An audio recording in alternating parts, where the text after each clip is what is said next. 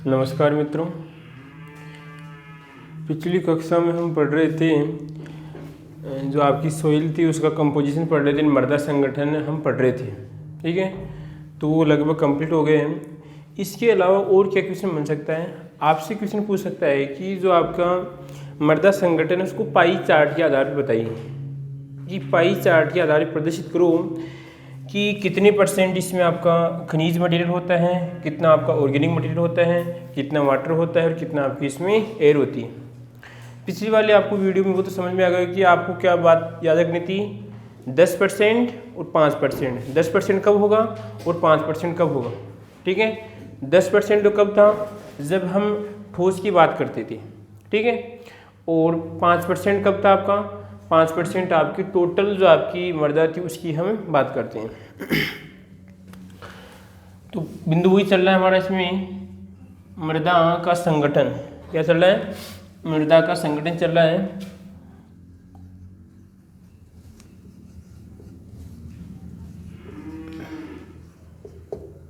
संगठन चल रहा है। क्वेश्चन ऐसे भी आ सकता है कि मृदा के आयतन को पाई चार्ट द्वारा प्रदर्शित कीजिए। तो वही बात है, दोनों के आंसर क्या रहेंगे? सेम रहेंगे। देखो इधर,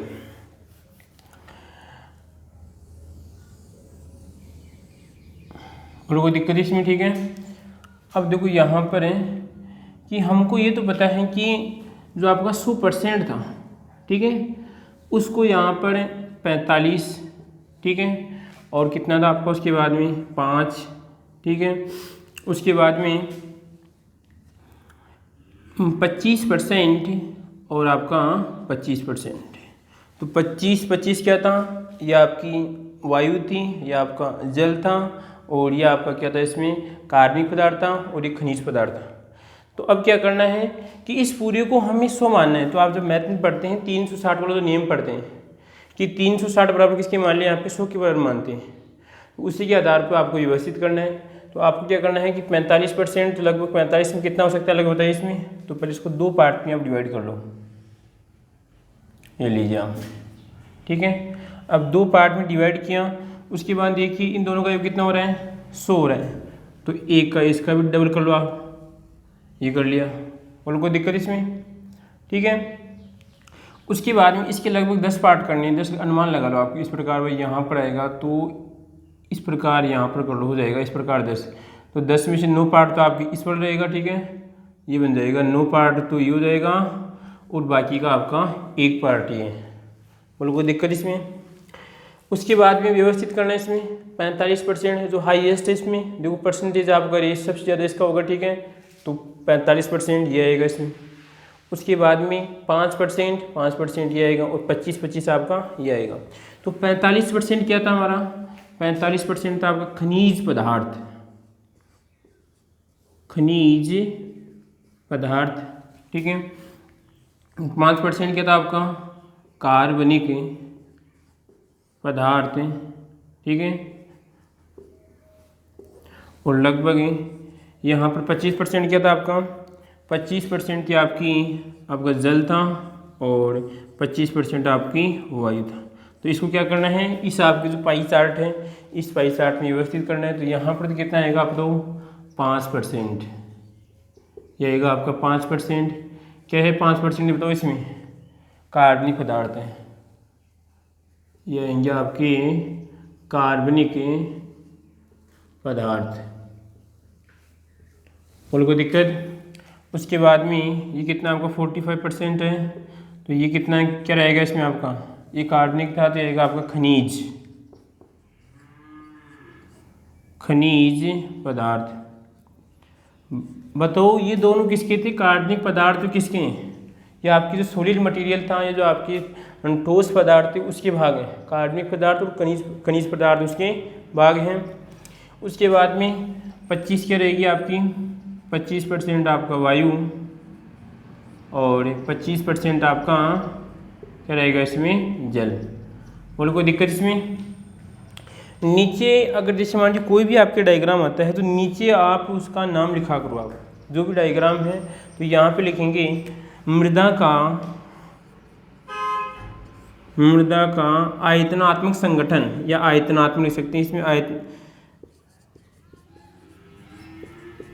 आयतनात्मक संगठन। बोलो कोई दिक्कत इसमें, कोई समस्या? छोटा क्वेश्चन कैसे बन सकता है इसमें? छोटा क्वेश्चन वही तरीका था, परंतु और भी देख लेते हैं इसमें। ये आपके सॉलिड पार्ट था और आपकी किसमें रंध्रावकाश का पार्ट है इसमें, ठीक है, कोई दिक्कत इसमें? अब हम एक एक की चर्चा करेंगे इसके बाद में कि खनिज पदार्थें के बारे में और पढ़ेंगे, किस प्रकार खनिज पदार्थ का मृदा में निर्माण होता है, ठीक है, कौन सी जो मृदा होगी उसमें आपका अधिक पाया जाएगा। उसके बाद में कार्बनिक पदार्थ किस प्रकार मृदा में इसका निर्माण होता है और किस रूप में ये पाया जाता है, और आपका जल और वायु के बारे में देखते हैं।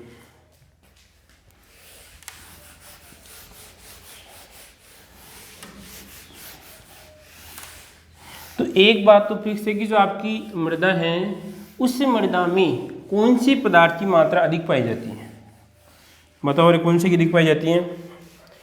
मृदा में जो आपका खनिज पदार्थ होता है उस खनिज पदार्थ की मात्रा अधिक पाई जाती है। पहला देखिए आप, खनिज पदार्थ, बोलो साथ में परसेंटेज भी याद होना चाहिए। कितना था परसेंटेज? कितना था ये? 45%। 45% तो किसका था? 45% तो किसका था? 45% टोटल मृदा का है। परंतु अगर मैं बात करूं यहाँ पे, अगर ठोस की बात करता हूँ तो ठोस का कितना आएगा आपका? 90% आएगा। तो एक बात तुम ये लिखेंगे कि जो खनिज पदार्थ होते हैं, खनिज पदार्थ जो हमारी कुल मृदा होती हैं, कुल मृदा कितना होता है? 45% है। कितना होता है? 45% होता है। अगर हम ठोस भाग की बात करें कि ठोस भाग का लगभग कितना होता है? 90% आपका खनिज पदार्थ पाया जाता है। और खनिज पदार्थ का जो गुण है, खनिज पदार्थ के गुण किस प्रकार होंगे? देखो इधर इसमें कि जैसे एक वंशानुगति के अनुसार हम समझते हैं कि वंशानुगति की कहने का मतलब ये है, आप वंशानुगति का मतलब क्या समझते हैं? कि आपके लक्षण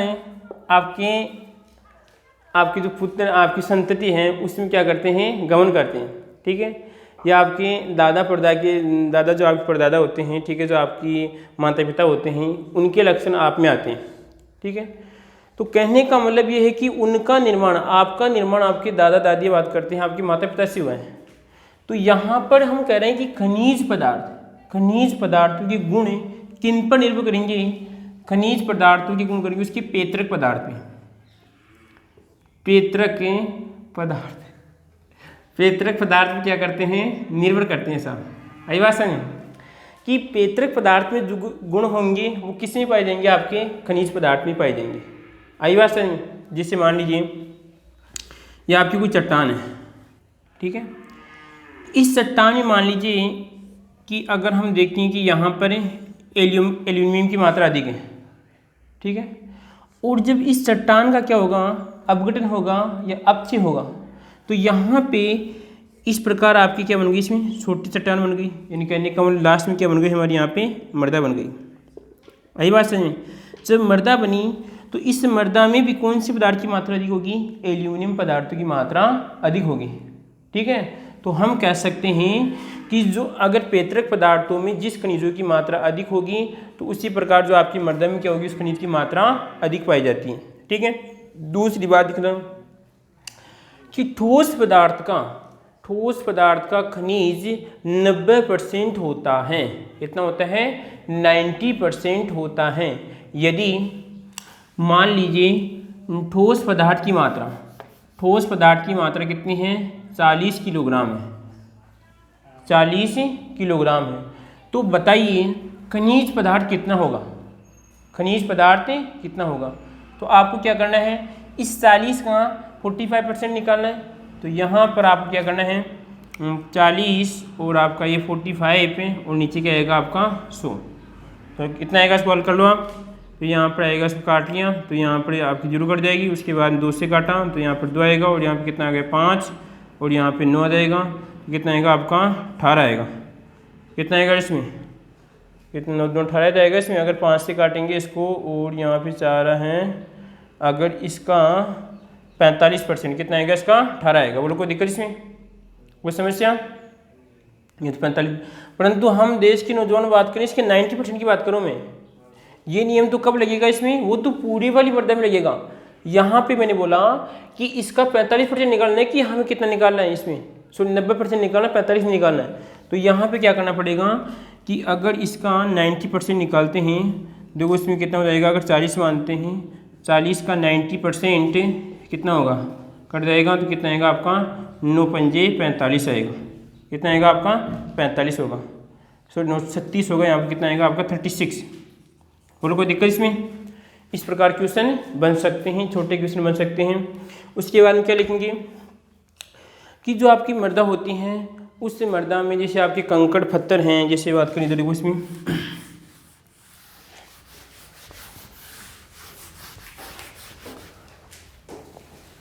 किस किस प्रकार की हो सकती है, तो कंकड़ पत्थर भी होते हैं इसमें, ठीक है, ये आपके कंकड़ पत्थर हैं। उसके बाद में आपकी बालू, तो ये भाई बालू, और यहाँ पर आपकी मृत्तिका, तो ये रहेगी आपकी मृत्तिका, और सिल्ट, यह बात करते हैं किसमें पाई जाती है आपकी, ये इस प्रकार की आपकी मृदाएं हो सकती है जिनमें इसकी प्रधानता होती है। कौन कौन सी, यहाँ पर कंकड़ हो सकता है, पत्थर है, बालू है, मृत्तिका व सिल्ट की इसमें प्रधानता हो सकती है। तो ध्यान रखना कि जो बालू और जो सिल्ट होती है, बालू और जो आपकी सिल्ट प्रकार की जो मृत्तिका है, उस मृत्तिका में जो आपकी एक तो फेल्सपार, कौन सा होता है आपका फेल्सपार, और एक पाया जाएगा उसके बाद में आपका एक क्वार्टज खनिज एक और होता है। इसके अलावा इसमें जो 2 खनिज होती है उसकी प्रधानता होती है। यानी कहने का मतलब ये है कि अगर आपकी मृदा है किस प्रकार की है, बालू और सिल्ट प्रकार की है, तो उस मृदा में प्राथमिक प्रकार की खनिजों की प्रधानता होगी। फेल्सपार और क्वार्टज प्रकार की खनिजों क्या होती है उसमें प्रधानता पाई जाती है।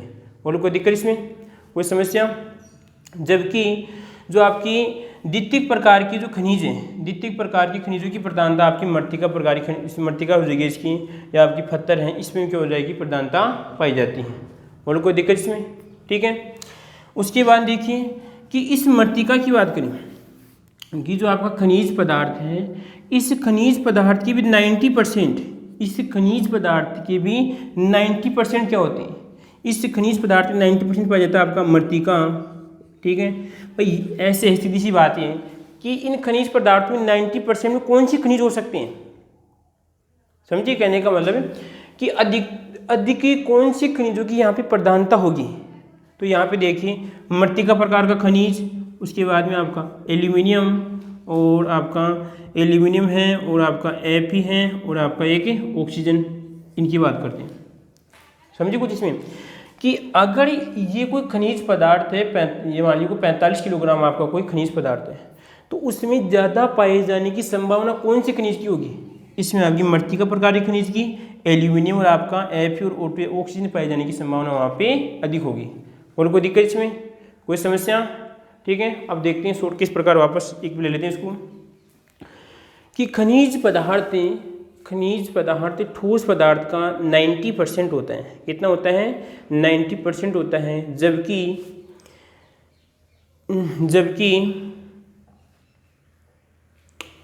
मृदा का 45% पाया जाता है, जबकि मृदा का 45% पाया जाता है। और इनके गुण पैतृक पदार्थों पर निर्भर करते हैं, इनके गुण पैतृक पदार्थों पर निर्भर करते हैं।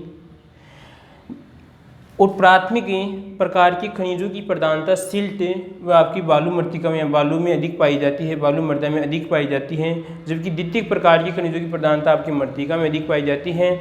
और आपकी 90% खनिज कौन कौन सी पाए जाने की संभावना होती है, आपकी मृत्तिका है, एल्यूमिनियम है, Fe और ऑक्सीजन पाए जाने की संभावना होती है।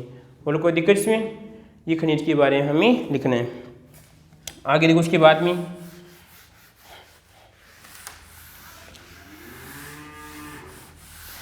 अब कौन सा आता है कि आपका कार्बनिक पदार्थ, कौन से आते हैं, कार्बनिक पदार्थ। तो यहाँ पे आएगा आपका दूसरा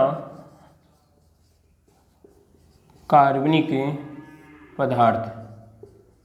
बोलो कितना था कार्बनिक पदार्थ टोटल सोइल का, 5%। कितना था, 5% था, ठीक है, कोई दिक्कत इसमें। जबकि ठोस का कितना था, ठोस का 10% था, कितना था, ठोस का 10% है और टोटल जो आपकी मृदा उसका कितना है 5% है। तो इस मृदा में ये कार्बनिक पदार्थ कहाँ से आते हैं, मृदा में कार्बनिक पदार्थ कहाँ से आते हैं। देखो इसमें कि जब हम पेड़ पौधे होते हैं या उनके जो अवशेष होते हैं, उनकी टहनियाँ होती हैं, जो आपकी मृत सूक्ष्म जीव होते हैं या जीव जंतु के जो मृत पदार्थ होते हैं, उनका जब क्या होता है अपघटन होता है, अपचय होता है, तो मृदा में कार्बनिक पदार्थ की मात्रा में क्या होती है, वृद्धि होती है। ठीक है, आई बात समझ में। लगभग टोटल मृदा का 5% क्या होते हैं, उसमें कार्बनिक पदार्थ पाए जाते हैं। और दूसरी बात ये देखिए कि मृदा में कार्बनिक पदार्थ डालने से कौन से मृदा को लाभ होते हैं, यह बात करते हैं फसल में कौन से लाभ होते हैं। तो जब मृदा में कार्बनिक पदार्थ की उपयुक्त मात्रा होती है तो यहाँ पर देखें कौन कौन से जल, एक तो कह रहे इसमें उसमें जैसे आमले यहाँ पे ये आपकी मृदा रहेगी, ठीक है। इस मृदा में अगर कार्बनिक पदार्थ की मात्रा अधिक है, कार्बनिक पदार्थ की मात्रा पर्याप्त है, तो मृदा क्या होती है, इस प्रकार फूल जाती है। क्या होती है, फूल जाती है। यानी कहने का मतलब इसमें रंध्र या जो अवकाश से बीच में बढ़ जाएंगी। तो यहाँ पे इसमें लिखेंगे आपके कि वातन क्या हो जाएगा, इसमें वातन अच्छा हो जाएगा, यानी वायु का आवागमन ये बात करते हैं, रिक्त स्थान की मात्रा इसमें बढ़ जाती है। ठीक है, और यहाँ पर जल धारण क्षमता भी बढ़ जाएगी। क्या हो जाएगी, इसमें जल धारण क्षमता, जल धारण क्षमता में भी वृद्धि होती है। ठीक है, उसके बाद में पोषक तत्व की मात्रा में भी वृद्धि होती है। कब होती है, जब आपकी मृदा में खनिज उसकी कार्बनिक पदार्थों की मात्रा अधिक होती है, यानी वातन अच्छा होता है, जल धारण क्षमता में वृद्धि होती है और पोषक तत्वों की मात्रा में क्या होती है, वृद्धि होती है। ठीक है, कोई दिक्कत इसमें। अभी देखना है कि ये पोषक तत्व जो कार्बनिक पदार्थ हैं वो इस मृदा में किस रूप में पाए जाते हैं। तो ये मृदा में पाए जाते हैं आंशिक विघटन के रूप में। किस पाए जाते हैं, आंशिक विघटन के रूप में आपकी मृदा में पाए जाते हैं। इस बात का हमें ध्यान रखना है, आंशिक विघटन के रूप में आपकी मृदा में उपस्थित होते हैं। पूर्ण विघटन नहीं होता है, पूर्ण विघटन नहीं होता है, कुछ आंशिक विघटन के रूप में आपकी मृदा में उपस्थित होते हैं। बोलो कोई दिक्कत इसमें क्या लिखेंगे कि कार्बनिक पदार्थ मृदा में 5% पाए जाते हैं और इनके ये मृदा में जो आपके सूक्ष्म जीव हैं, पेड़ पौधे हैं, उनके अवशिष्ट पदार्थ हैं, उनसे उसमें मृदा में उपस्थित होते हैं और ये इनसे मृदा की जल धारण क्षमता में वृद्धि होती है, पोषक तत्वों की मात्रा में वृद्धि होती है और वातन में क्या होते हैं, सुधार होता है। और ये मृदा में आंशिक विघटन के रूप में पाए जाते हैं। बोलो कोई दिक्कत इसमें, कोई समस्या। ठीक है, अब देखो उसके बाद में आगे कौन सा बिंदु था हमारा, जल और क्या बच रहा है आपका, एक वायु बच रहा है। तो जल और वायु को और देख लेते हैं। दूसरा कौन सा था आपका इसमें, तीसरा दो भी है, तो कौन सा तीसरा, तो यहाँ पर तीसरा आपका जल। ठीक है, कितना था 25%, कितना था आपका 25% था। ठीक है, तो यहाँ पे देखते हैं कि जो आपका मृदा होती है, मृदा के अंदर कितना होता है 25% जल पाया जाता है। अगर आपकी मृदा में उपयुक्त प्रकार का जल है, तो क्या होगी, पादप वृद्धि अच्छी होती है। ये हम इस प्रकार लिख सकते हैं। यानी ऊपर वाली सतह में क्या हो जाएगी, जल की मात्रा अधिक होगी तो पादप की जड़ों में वृद्धि होगी, उत्पादकता में क्या होगी, हमें वृद्धि प्राप्त होगी। और कोई दिक्कत इसमें, लिख सकते हैं इस प्रकार। इसमें कितना है, ये 25% है। उदाहरण की बात करें कि मान लीजिए मृदा हमारी कितना है, 200 किलोग्राम है। कितनी है, 200 किलोग्राम है। तो बताओ इसमें कितने परसेंट, या बात करते हैं कितना पानी होगा, तो हमें क्या करना है, 200 का 25% निकालना है। तो क्या करेंगे, आपका 200 का 25% निकालना है। तो यहाँ पे कितना कट जाएगा और कितना आएगा आपका 50। तो हम कहेंगे कि अगर आपकी मृदा 200 किलोग्राम है, कितनी है 200 किलोग्राम है, तो उसमें क्या होगा आपका 50 kg क्या होगा, उसमें पानी होगा। कोई दिक्कत इसमें, कोई समस्या? इस प्रकार कर सकते हो, ठीक है। आगे देखो उसके बाद में अब एक बात करते हैं, अगली है चौथी आपकी वायु, इसकी बात करते हैं, वायु की बात करते हैं। तो वायु कितनी थी आपकी 25% है, ठीक है। तो वायु की हम बात करें कि ये 25% पाई जाती है, वही अगर 200 किलोग्राम है तो आपकी कितनी हो जाएगी, अगर निकालेंगे तो 50 किलोग्राम आपकी वायु होगी। उसके बाद में कि जब वायु से क्या होगा कि जब पर्याप्त मात्रा में वायु होगी तो पादप की वृद्धि अच्छी होगी, जड़ों का विकास क्या होगा, जड़ों का विकास होगा। और जब जड़ों का विकास होगा तो पादपों को क्या मिलेगा, यांत्रिक सहारा मिलेगा। यांत्रिक सहारा मिलेगा तो पादप लंबे समय तक उपस्थित यानी खड़ा रहेगा और क्या होगा, आपकी पोषक तत्व में वृद्धि होगी। दूसरी बात देखिए हम कि जब जड़ें आपकी जैसे भूमि है, इस भूमि में क्या करती है, वृद्धि करती हैं। तो वृद्धि करती है तो क्या करती है, श्वसन करती है। और श्वसन में यहाँ पर देखिए, श्वसन में क्या होती है, इसे ऑक्सीजन की आवश्यकता होती है, ठीक है। और कौन सी गैस बाहर निकालती है, आपकी कार्बन डाइऑक्साइड गैस बाहर निकालती है, ठीक है। तो हमें देखना है कि जो आपकी मृदा है उस मृदा में कार्बन डाइऑक्साइड कितना होता है। तो मृदा में ध्यान रखना, कार्बन डाइऑक्साइड की मात्रा 0.3% पाई जाती हैं। कितनी होती हैं, 0.3% पाई जाती हैं। जबकि हम सामान्य वायुमंडल की बात करते हैं तो कितनी होती हैं, सामान्य वायुमंडल में कहलाएगी आपकी 0.03% पाई जाती हैं, ठीक है। देखो समझना ध्यान से, क्वेश्चन मोस्ट ध्यान रखना, ये किस प्रकार मोस्ट है, ये शायद आपकी पिछली बार कुछ एकदम जेट में ही बना हुआ है, ठीक है। अगर क्वेश्चन आता है कि मृदा में, देखो यहाँ पर मैं लिख रहा हूँ क्वेश्चन, देखो इधर, मृदा में कार्बन डाइऑक्साइड की मात्रा कितनी होती है, तो वहाँ पर आएगा आपका 0.3%। कितनी होती हैं, 0.3% होती हैं, ठीक है। जबकि वायुमंडल में CO2 की मात्रा कितनी होती है, वायुमंडल में CO2 की मात्रा होती है 0.03%। ये ध्यान रखना, ये बार बार आपकी समस्या करता है।